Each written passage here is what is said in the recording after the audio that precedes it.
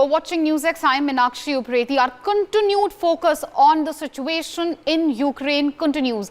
As of now, what's the latest coming from the ground? US President Joe Biden has warned Russia. He has told Russia that they're going to face major sanctions from the West. He hasn't really revealed what those sanctions could be, but undeterred by the threats from the Western world and the United States, we have Vladimir Putin, who is going ahead invading Ukraine, unmoved, undeterred. Reports coming in from Ukraine. Ukraine claims that Russian troops have entered into Ukraine. Ukraine also claiming that 18 people have lost their life in this invasion. Far as Russia is concerned, we just heard Russian experts also. That's the official statement which Russia has taken. Russia claims we are not interested in annexing Ukraine.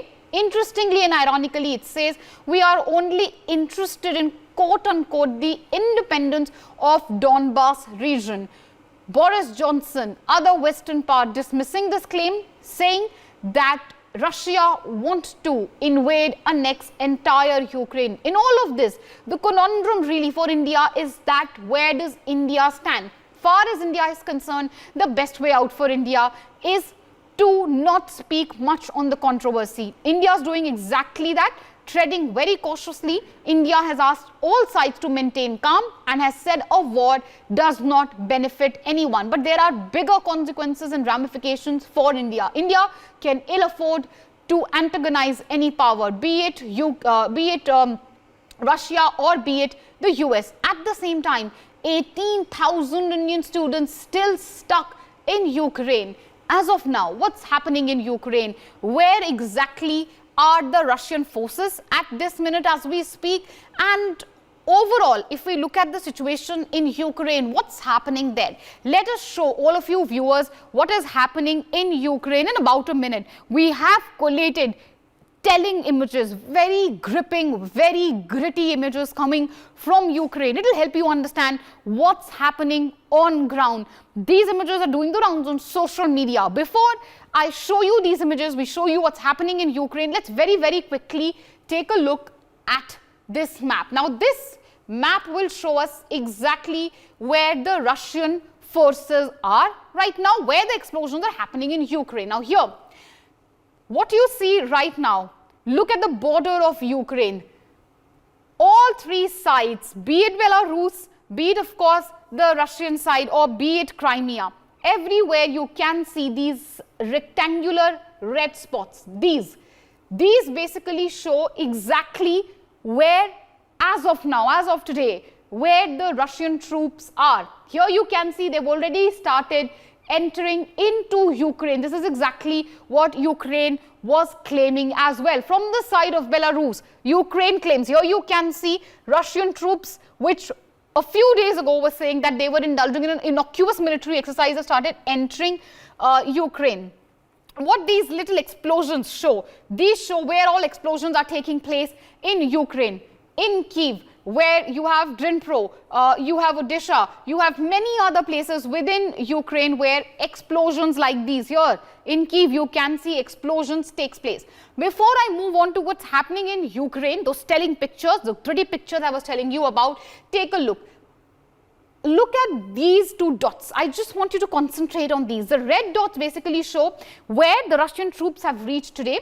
These grey dots show where the Russian troops were a few days ago. Here you can see from 20th of this month to today how Russian troops have started advancing towards Ukraine. This exactly tells you what is happening in Ukraine. Now, let's take a look very, very quickly at the pictures. These pictures will tell you exactly what is happening in Ukraine. One after the other, we will take a look at these telling pictures. Now, these pictures, first of all, the first picture which you have on your screen, this shows a blast which has taken place in Ukraine.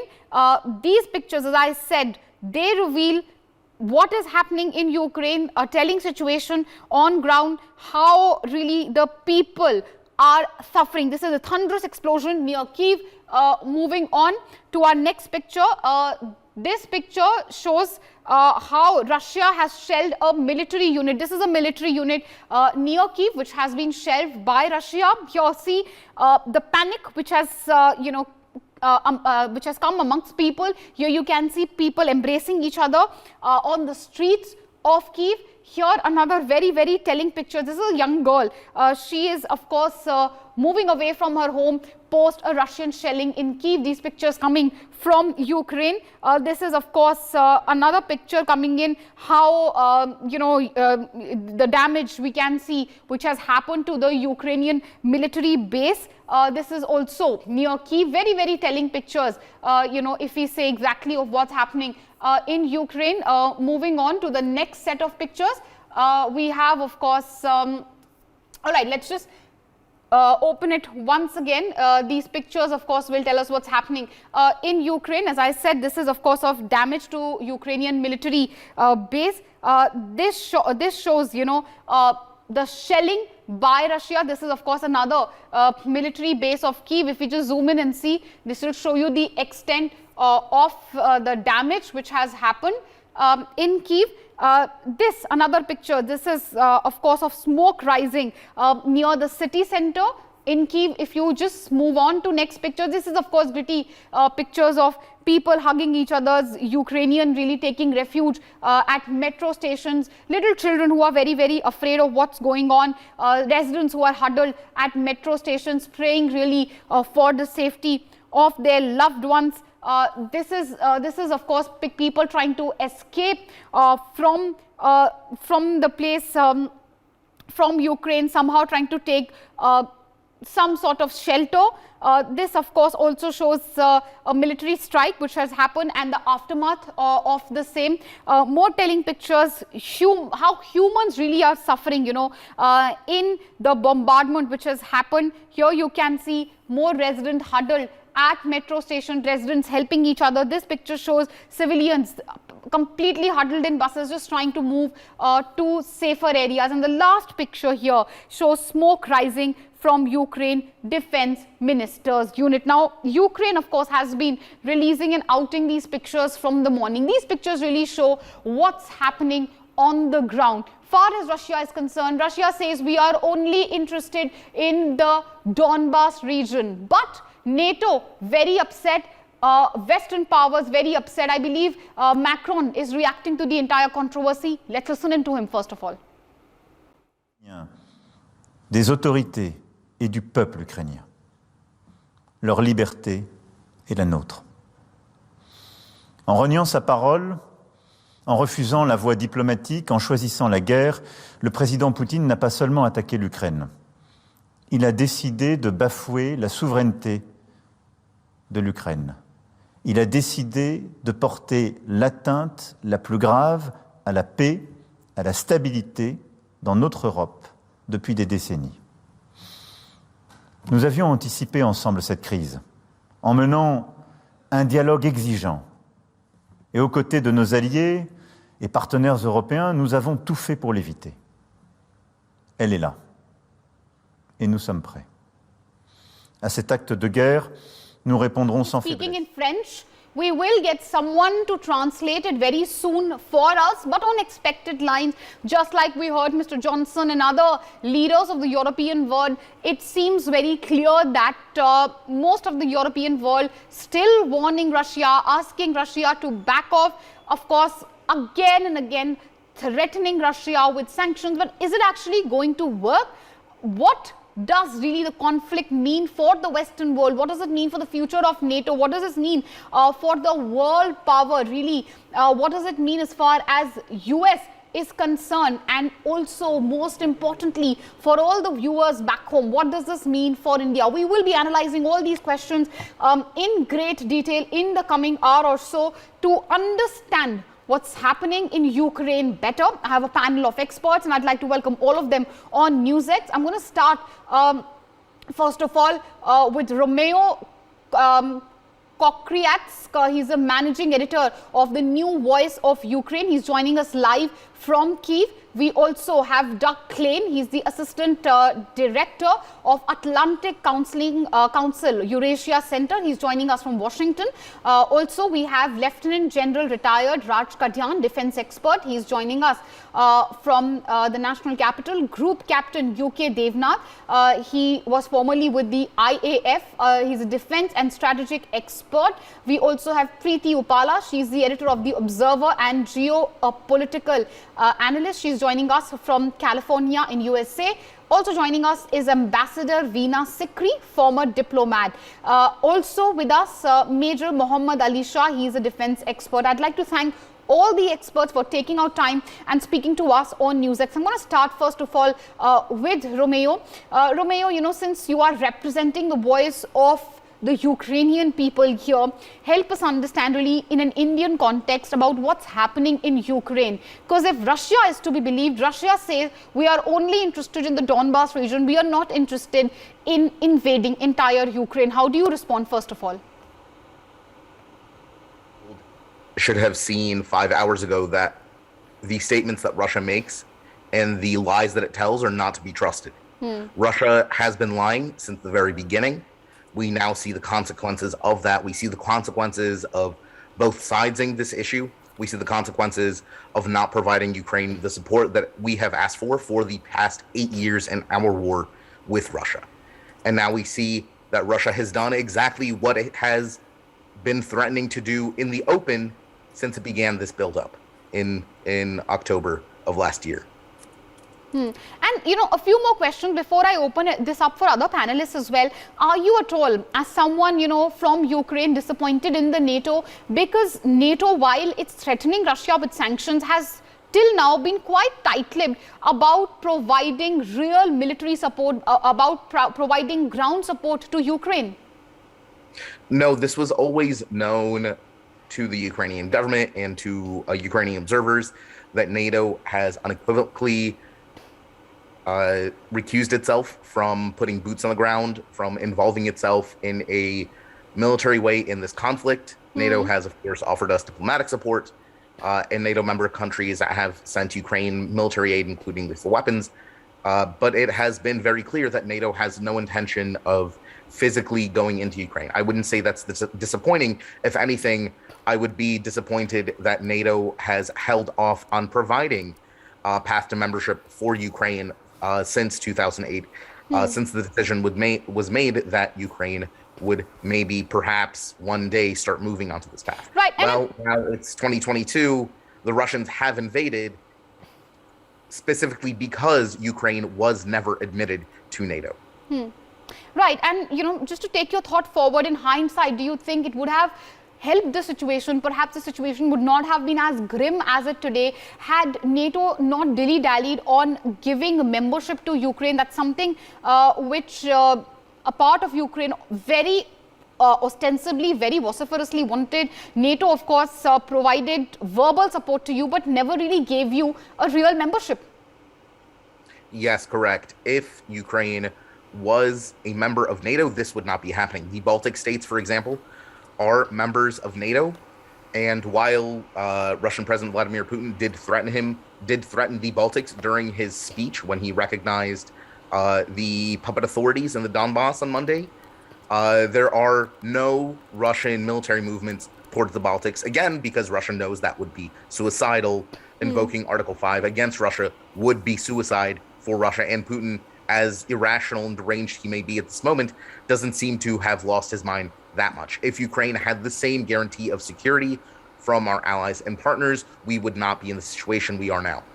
Right, but if Ukraine doesn't provide boots on the ground and neither does the US, when we look at the military might between Russia and Ukraine, there is a huge discrepancy despite of course, all the arms and ammunition which have been provided to you all by the US. Where do you see Ukraine in this situation? War is not a subject that can be discussed with pure numbers and military analysis, as any military man would tell you. Ultimately, this will come down, this is a fight of us, a colonial subject, against an imperial aggressor. And colonial subjects throughout history have resisted imperial aggression, and Ukraine will resist and will continue to resist until the occupiers, invaders, are cleansed from our land. Right, but as far as Russia is concerned, Russia claims that they're only going to, quote unquote, as they claim, free, or they are only interested in, again, quote unquote, the independence of the Donbas region? They have no interest at all in managing the rest of Ukraine. What will you say to those who are still perpetuating this theory, considering there are explosions we are seeing, which have taken place all over Ukraine? We've seen intelligence come out of our Western partners and allies time and time again, warning us that Russia has plans to install a puppet government, that it has plans to eliminate journalists, government officials, military officials, activists, and so on, either by simply murdering us or putting us in torture camps. So there's nothing that Russia says that can be trusted ever in any context. Russia has proven that it is not a rational actor on the world stage, and it should be treated as a pariah state. Right, and Ukraine has also asked Prime Minister Narendra Modi in India to intervene in the matter, to open diplomatic or negotiation channels. What is it that you think India can provide at this point of time? Because many say that the time for diplomatic intervention is sort of over. I think there's always a place for diplomacy. The effectiveness of that diplomacy can, of course, be argued, but I think there always should be overtures made to resolve any conflict and with as little loss of life as possible. India is the world's largest democracy. As a democracy, I think India has a moral obligation to support another democracy under threat from imperial aggressor, as India has done in its history. And what is it that you expect from the Western powers? What do you want from US? You've asked for the sanctions against Russia. If you could just quickly answer that, and then I'll go to our other panelists as well. Of course, sanctions need to be placed already. Despite all of the announcements that strict and strong sanctions will be placed on Russia, we have not seen movement on that front. Perhaps there will be, but these sanctions needed to be applied ideally 8 years ago, but at least starting right now, right this second, to keep increasing the cost and the pressure on Russia to relent in its aggression against my country. All right, stay with us. Let me also go to Doug Klein. He is the Assistant Director of the Atlantic Council Eurasia. He is joining us live from Washington. Thank you, Doug, for joining us on Newsx. We just heard what Ukraine expects from the Western world and especially from the US. What type of sanctions perhaps is Biden looking at when it comes to imposing on Russia? Biden, of course, has given a very strict warning and has said that there could be very strict sanctions against Russia. And also a related question, why do you expect these sanctions to work? Because earlier sanctions have not worked against Russia at all. Thank you for having me. First off, sanctions alone will not stop this war and will not stop Russian aggression today. President Biden has already announced that the U.S. will be putting in the full package of sanctions that has been prepared. This is the maximalist scenario that all of us feared. And so the United States and its partners and allies have worked very hard in the last couple of months to put together different sets and packages of sanctions that can be applied depending on what the situation looks like. We know now that this is maximalist. I think that we're all going to be waiting to see what exactly some of these sanctions are, but we can see that they are likely going to go much further than the announcement of sanctions that occurred yesterday and the day before. Some of the big US sanctions that happened then were to cut off Russia essentially from the global financial system, to sanction the use of Russian sovereign debt in the secondary market, and really trying to isolate Russia, to minimize its options, and to sanction and cut off the Kremlin elite, kleptocrats and oligarchs and decision makers from accessing the West, accessing their illicit funds that are stashed overseas. And I think that these are some of the big targets that we should be looking to see.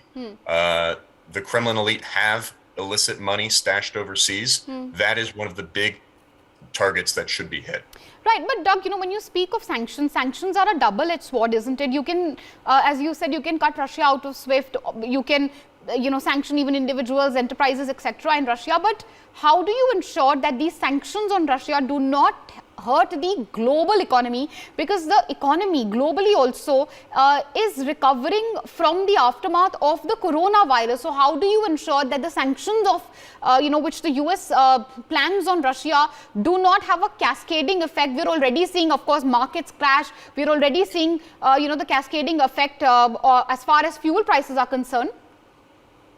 Well, President Biden has already said that sanctions will unfortunately have an effect on the global economy, but we should also recognize that Russia's massive war in Europe today will have a far larger impact on the global economy.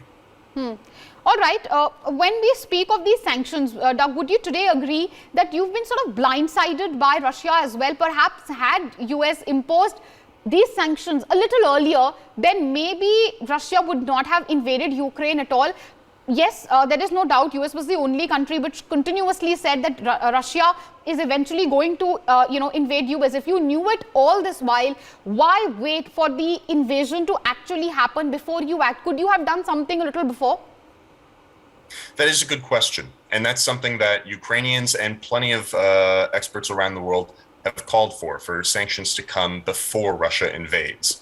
I think, though, that it's important for us to recognize that Vladimir Putin, in his own calculus, he has expected what some of these sanctions packages would be. He's weighed the cost, and he said that that's a cost that Russia can pay and that Putin is willing to pay for this war. Right, but when we speak of sanctions, as we just spoke about how sanctions have never deterred Putin in the past as well. Today, when we speak of the situation in Ukraine, do you think that these sanctions are actually going to have an effect? And do you think that sanctions are actually going to end the war? If not, then what? Because as far as US is concerned, it's very clear that you're not actually going to put boots on the ground. Sanctions alone, like I said, will not be enough to stop this war, and that's why further action is required. There's a couple of big things that can happen immediately. First, the NATO response force, which is NATO's most combat-ready and most prepared forces, should be deployed to the NATO's front line. That's a hugely symbolic move that infamously did not occur when Russia invaded and illegally occupied Crimea in 2014. We've seen from Russia's buildup of troops on Ukraine's border in recent months just what an effect troop deployments can have. That is one step that should happen now. The NATO summit will be occurring soon. I've seen that Finland and Sweden will be joining that. Finland, Sweden, and Georgia as well, should they want to join NATO now, should be admitted with all speed possible. Additionally, the US and its allies in NATO should work to arm, advise, train, and coordinate with Ukraine's forces, first to help them survive this invasion, and then to, if needed, wage a successful insurgency against Russian forces as they are invading and occupying Ukraine. Right, but today if we look at the discrepancy between Ukraine's military might vis-a-vis Russia's, it's almost 3 to 4 times. Do you not think that all these actions you are talking about maybe it just may be too little too late, considering similarly, when we speak of NATO, from 2008 onwards, NATO has been dilly-dallying on giving Ukraine membership. Again, today, if you act on the same, it's just a little late in the day. Do you not think, given that Russia is already entering Ukrainian territory, given that Russia's military is 4 to 5 times of Ukraine, all these actions may be a little redundant, considering that this is the time that Ukraine actually needs help? Many of these actions should have happened long ago. Yeah. But right now, NATO and the NATO alliance, which for years has questioned whether it needs to even exist nowadays, one of two things is going to happen. Either the NATO alliance is going to fold and is going to allow Russia to change the security architecture of Europe by force, or the alliance is going to be galvanized and re-energized like never before. It was formed in the first place to stop Moscow from launching a war against Europe. Moscow has launched a war against Europe, and NATO must act. NATO must act, sir. Have some breaking news as well. And before I address a very, very quick question to you, where do you see India in this entire controversy? As far as India is concerned, India has chosen really to stay out of it. India obviously doesn't want to antagonize US, considering the recent proximity between US and India, and of course how US and India both have been taking on Russia. At the same time, Russia is a close ally of India. India is in a diplomatic tight spot. How do you see India's response? Because many in the US have been saying that India, by keeping silent, is sort of acting in a coercive manner as well. That is a criticism coming our way as well. What is your reaction to that? India is in a tight spot, and I understand that. But I think that Indians should understand that this affects India as well. because what Russia has done today has violated the international rules-based order that says you cannot invade another country to change its politics and steal its land by force. And that's something that will set a dangerous precedent that will impact all countries across the world. That's something that South Korea has already recognized. South Korea has said that this is unacceptable. It's condemned Russia's new invasion, and South Korea is going to be joining the international community in levying sanctions against Russia. And so South Korea is setting a good example that they understand this impacts all of us.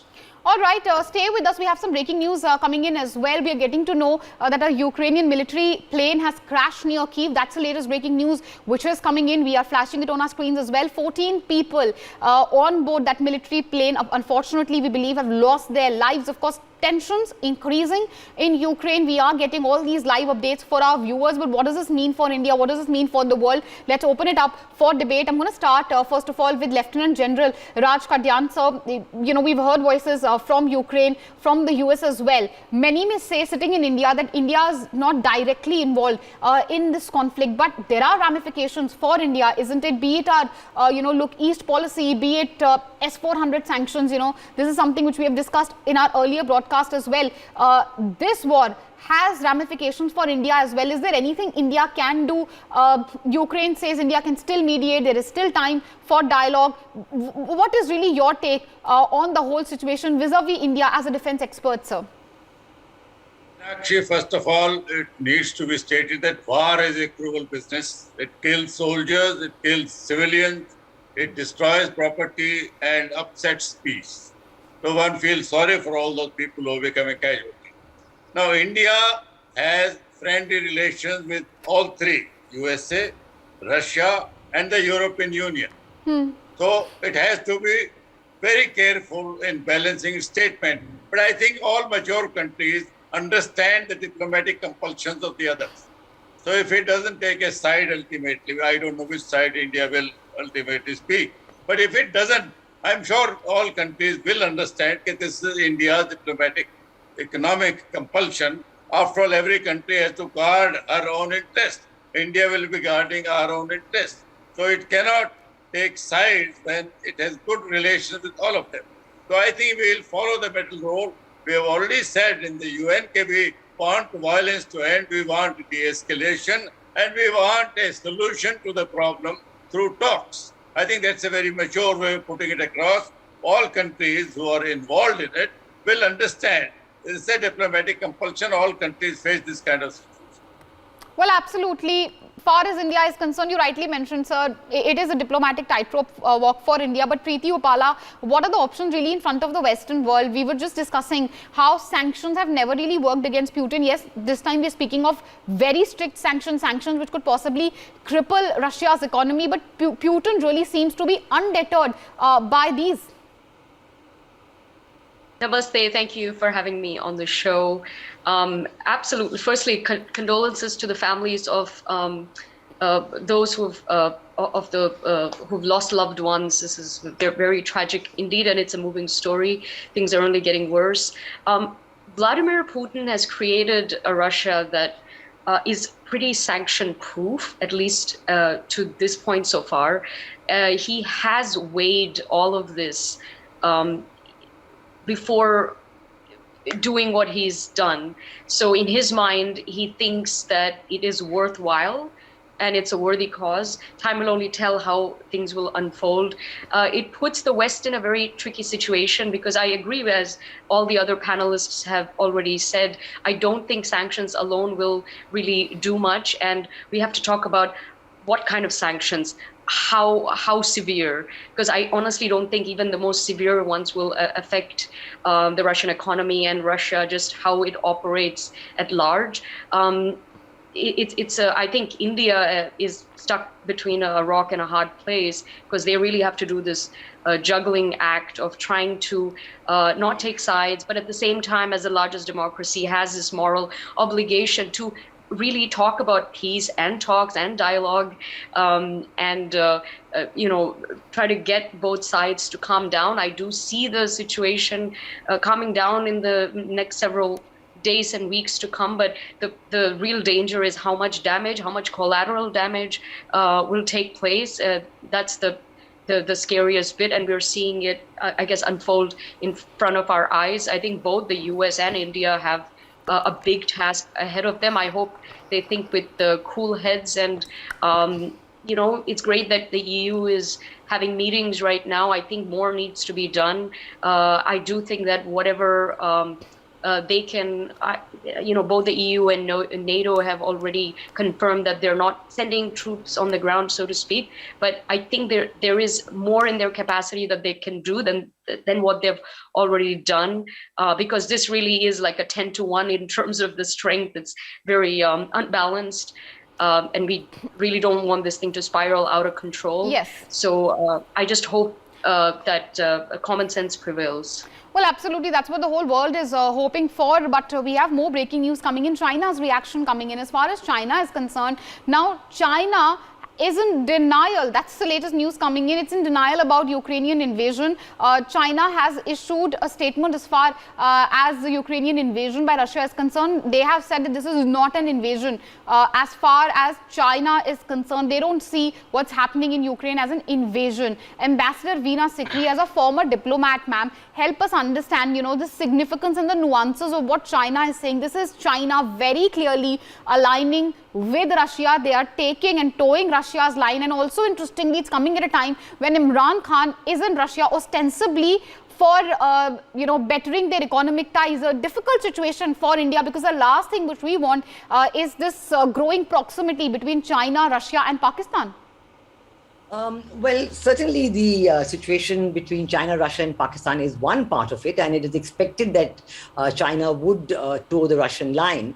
But talking about the broader situation, I think one has to look back a little bit on this and see that the key question is about NATO forces being deployed in countries bordering Russia, and about making countries bordering Russia members of NATO. On this, there were assurances given earlier, which also have been broken. And this is a red line, a real red line for Putin, for President Putin. And I think that if we look at it from the other side, I think clearly in the USA also, there is no public opinion support, no popular opinion support at all for intervention in Ukraine by US forces. And so this is not going to happen. So that is not going to happen. And as has already been mentioned, neither are the NATO forces intervening. The NATO has not even been able to get a meeting together so far. And the most recent rumor out of Ukraine is that President Zelensky may have left the country, and he's probably already in Germany. So clearly in Germany, there is, in Germany, France, and all the other EU and NATO countries, there is no interest in escalating the situation. There is no interest at all in sending their forces or in having any kind of a direct war in Europe at this very, very sensitive time in the world. We're all battling the pandemic and so on. When we see that USA is not interested in having active forces, we see that NATO is not interested in active forces. India is certainly not interested in a hot war in Europe. And India has been talking always about peace. I think we have to recall at this point that this whole problem in Ukraine began post 2014 when there was, the former President Yanukovych was replaced. There was the revolution, the color revolutions, and so on. And a person who was, a person who had had kind of a stable relationship with Russia was replaced by somebody, a group which was, then more and more anti-Russian, and this, or being on Russia's borders, had created this problem. So this situation had got worse and worse and worse, and this happened. I do see possibly that maybe there's just a limited objective of, having a situation where you give guarantees that there's not going to be any NATO forces. I think we have to look for a solution like that. I don't think that anybody is talking about Russian forces, remaining in Ukraine or aggression, or that is not the issue at the moment. The issue is to to have talks. There is a Minsk format. There are Minsk agreements. There is a Normandy format for France, Germany, Ukraine, and Russia to talk. Please let them talk. Please let them get this and get the situation agreed once and for all, that we do not have these kind of tense situations. I think China is a big beneficiary of this situation. I think the attention has been completely diverted away from Indo-Pacific and has been focused on Europe. And actually, for all of us, we want to see that after the very successful foreign ministers meeting of the Indo-Pacific in Melbourne last week, we'd like to see more of that, more of implementation of those decisions and getting on with it. So our Prime Minister is chairing a meeting today on the situation in Ukraine. I'm sure we'll have a very, very positive statement on it. We do recognize that it's very difficult for Ukraine. It's very difficult for all the parties concerned. Let them talk and solve the situation. Yes, but Major Muhammad Ali Shah, we have more news coming in Ukraine claiming that 68 people have died in the conflict. I agree with the diplomat here. I agree that there should be a dialogue, but many experts also say, just to play the devil's advocate, they say it's just a little too late for dialogue. Russia has already entered Ukraine. It is moving towards Kyiv.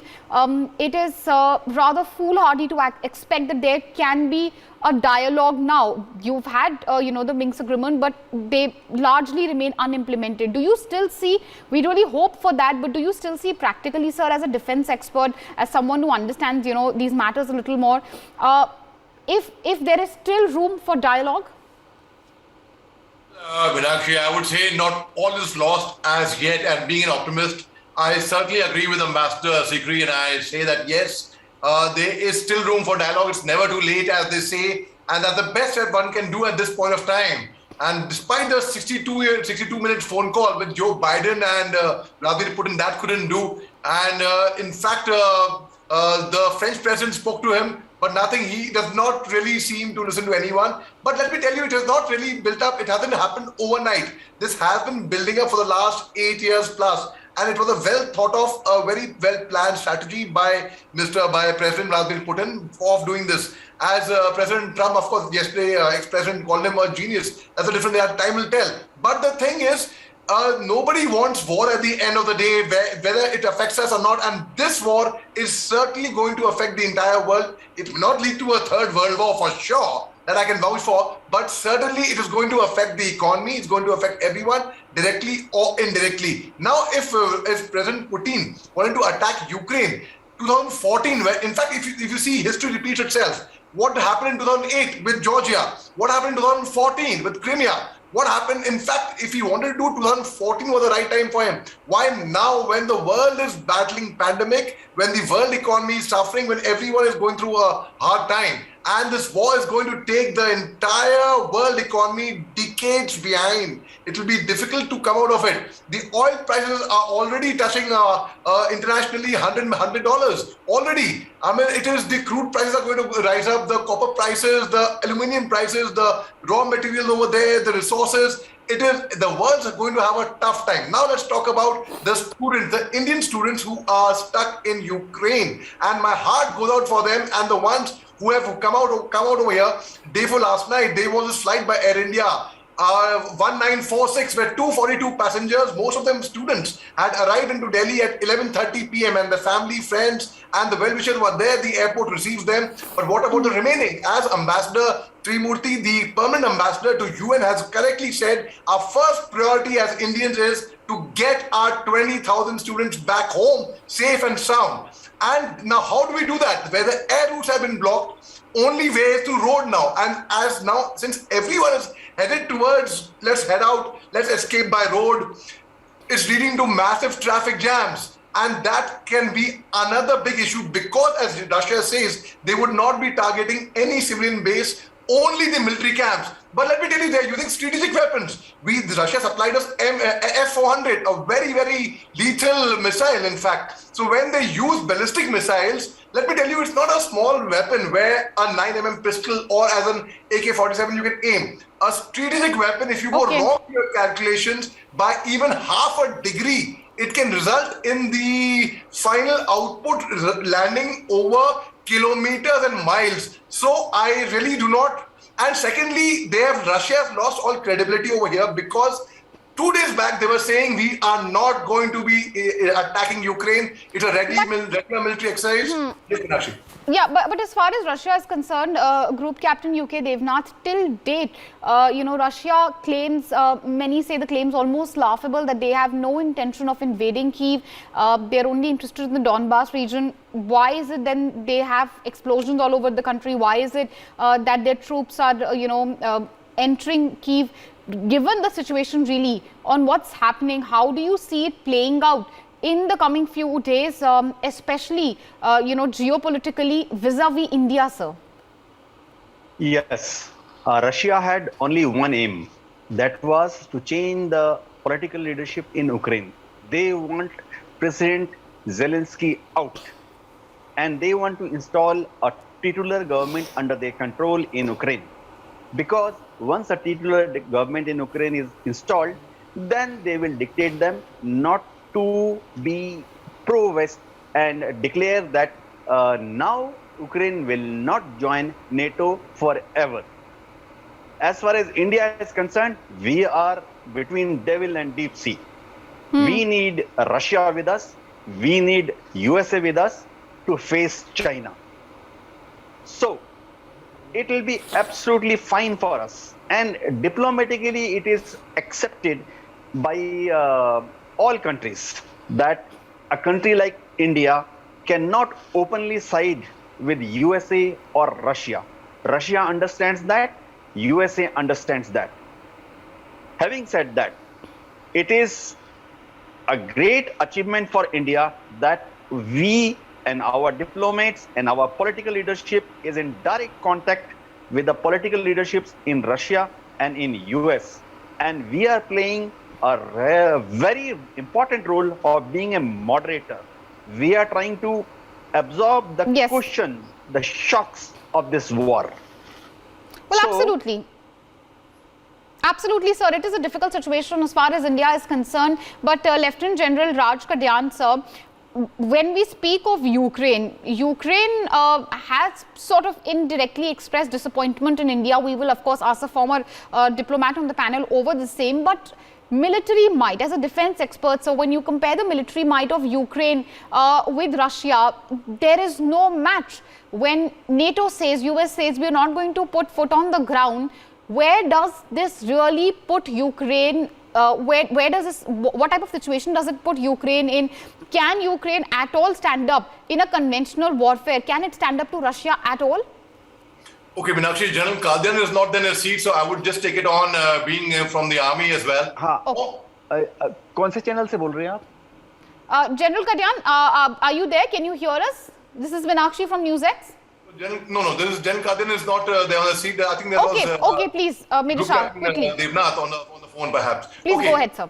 So if Ukraine has said that they have expressed a disappointment against for India, I don't see any reason for that, because India is keeping a very fine balance. It has got its defense partnership with Russia. As I told you, they have supplied the most lethal weapon, that's S-400, to India, whereas US had imposed sanctions on Turkey for the same strategic weapons. And now we have a lot of students in Ukraine as well. So now, which side do we side with? No, we would only talk peace. We would only really be very, very balanced over here. And in fact, the President Putin has tweeted today that if anyone dares to enter or to intervene or do the action what Russia is taking, then they will teach them a very, very big lesson in the history which one has ever seen. Yeah. So in that scenario, and in fact, the ambassador, Indian ambassador, the Ukrainian ambassador has said that, Mr. Narendra Modi, the Indian Prime Minister, has very good relations with Russia, with President Putin. So let me put that statement in context. And Ambassador Sikri, if you could come in here, ma'am. Ukraine did heap praises on Prime Minister Narendra Modi, asking India to mediate, to even facilitate a diplomatic dialogue. But at the same time, to just quote Ukraine, they actually said that they're disappointed in India's response. They're disappointed when India says, we are very closely watching the situation. That is the excerpt which Ukraine has expressed disappointment with. Do you think India's policy of non-alignment puts it in a precarious situation, because it can be interpreted by many, especially in the Western world, as being coercive or quiet when it comes to calling out Russia openly? No, I don't think here that, we're not calling out any situation of non-alignment. We are talking about the situation on the ground. And I think Ukrainian ambassador knows that we have good relations with Ukraine.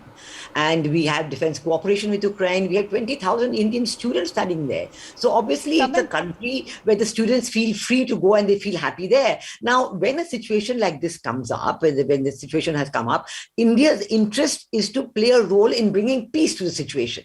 Now, a role toward, and the Ukrainian ambassador has spoken about this as well. Now, this role towards peace can only come if we have good relations with both sides, and that we are able to talk to President Putin and to the President of Ukraine, or all the parties concerned globally as well.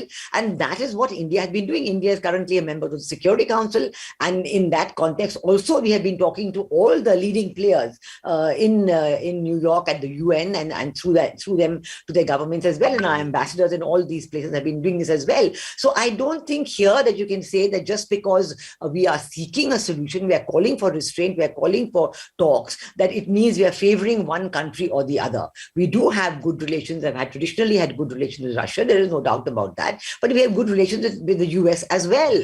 Very good relations with the US, I would say. And a relationship which is developing very fast in the Quad and so many other contexts, India-US relations, the defense cooperation, the trade cooperation. It's an extremely strong and vibrant relationship between India and the USA. So certainly by saying these statements that India is making, we're not at all attempting to say anything that would be going against the US interests. I just said how even US popular opinion is totally against any intervention in the Ukraine-Russia crisis. So if we are looking at a solution to the Ukraine-Russia crisis, I think India is fully within its rights to take a very balanced and restrained position, and to try behind the scenes. I'm sure that there are always such talks and so on which are going on with all players, and today, as I said, Prime Minister Modi is chairing a meeting as well, so let us see what comes out of it. We are very interested in a peaceful resolution.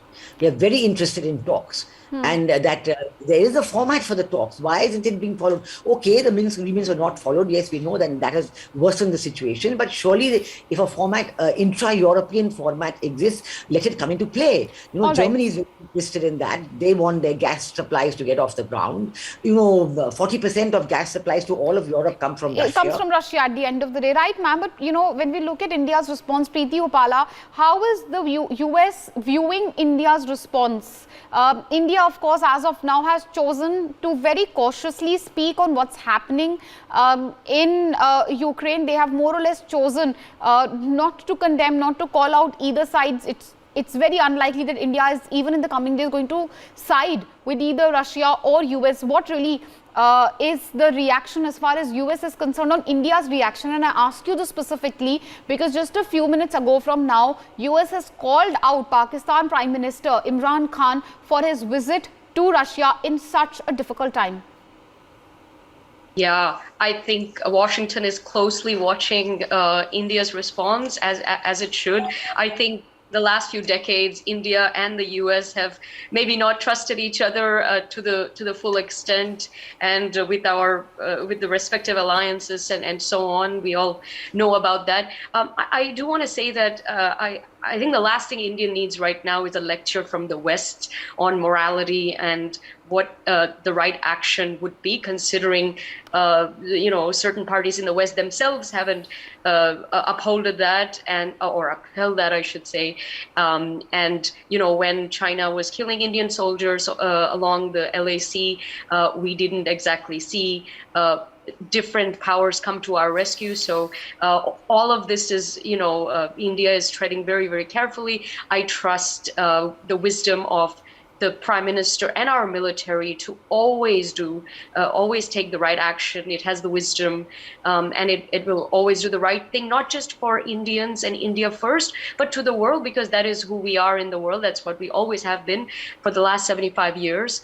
I think moving forward, we will see some stronger statements. I'm sure Dr. Jayashankar will be speaking extensively. He's traveling the world, speaking on other matters, but this has come up, and I'm sure He'll be talking about it. 20,000 Indian students are in Ukraine. Obviously, they are our top priority, and it's in India's interest to make sure it has very good relationship with Ukraine and has great diplomatic and strategic relationship as well, so that these students and citizens are cared for and their safety is at utmost importance. I think the whole world is hoping that this calms down, and India is certainly somebody who's but Group Captain UK Devnath sir, do come in here as well when we are speaking of the response of Pakistan, India over what's happening in Ukraine and Russia.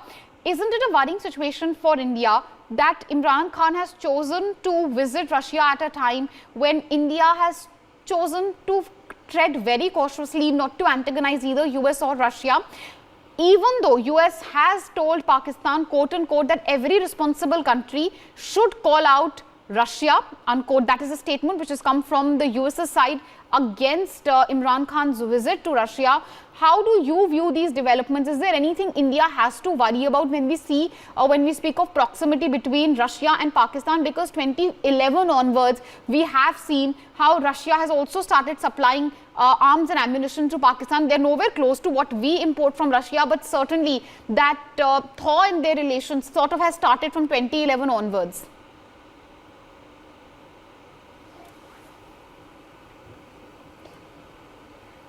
Group Captain Devnath, can you hear us? All right, I believe Lieutenant General Raj Kadyan is back with us, sir. Would you like to take this question? Nakshi, I'm afraid either General Kadyan or Group Captain Devnath, both are... All right, we seem to have lost the line. Yes, Major Alisha, the question, of course, same question to you, really. How do you view the latest development vis-a-vis the proximity which is increasing between Pakistan and Russia? Meenakshi, it's little alarming and very disturbing actually that at such time of crisis, Imran Khan, the Prime Minister of Pakistan, lands up in Russia. He's even given a guard of honor, which of course is a tradition, that's a different thing. But now obviously, as Ambassador Sikri had rightly pointed out, that Russia, China, Pakistan is on one hand. Turkey also. Tayyip Erdogan hasn't given support to Russia, and Russia has expressed its disappointment. Though he's open to communication with them, that's a different thing altogether. So certainly when Imran Khan lands up there, and secondly, logically speaking, Russia will never have the courage to do the act that it committed today. It will never have the courage to do that unless and until they have a solid backing, they have a solid support. And where is that backing coming from? It's obviously coming from China and their small brother, Pakistan. Secondly, of course, in the long run, as Ambassador Sikri, again, I totally resonate with her word, that's why I'm quoting her. She said, yes, the attention has been diverted from the South China Sea to the, from the Indo-Pacific to the West, to Europe. Also, one more thing, when sanctions are being imposed on Russia and there are more sanctions likely, it can be a small sanction also. Like Japan also, for example, they impose a sanction that, okay, the two so-called newly identified, new recognized states, they will not be giving them visas or any monetary help from the West. Okay, now when sanctions are imposed on Russia, Russia is going to fall back on who? Logically, obviously on China for the trade, for the import-export, for the relations, and they will do all their dealings through China. So ultimately, who's benefiting from it? For two reasons, primarily, more than two reasons actually. First, the attention gets diverted from the misdoings of China towards the West. Secondly, even monetarily, even economically, who's benefiting from it? Ultimately, China. So the growing proximity between Pakistan and Russia does not speak well, and we all know Pakistan has been a troublemaker. They use terrorism as weapon to India.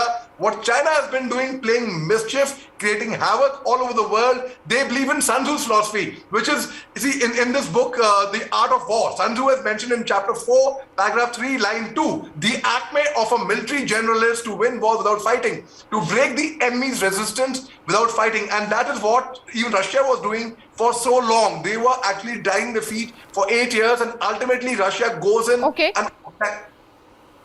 Well, we're running out of time, but yes, as far as the situation in Ukraine is concerned, it is deteriorating with each passing minute. We are keeping a hawkish eye on all the developments coming from Ukraine. as of now, today, in a few minutes from now on, there is going to be another very crucial meeting. Prime Minister Narendra Modi is going to hold a high-level meeting on the situation in Ukraine. We are also expecting sources saying that there could be a tweaking of the excise duty on the fuel prices in view of what's happening in Ukraine. Certainly a very difficult tightrope diplomatic walk for India. India till now taking a very, very cautious approach. Far as Ukraine is concerned, Ukraine claims that Russia has invaded and is moving towards Kyiv. 60+ people, Ukraine says, have lost their lives in the fighting which is going on inside of Ukraine. We will be bringing all our viewers each and every detail from the battleground. As of now, I'd like to thank all our experts for joining us on Newsx.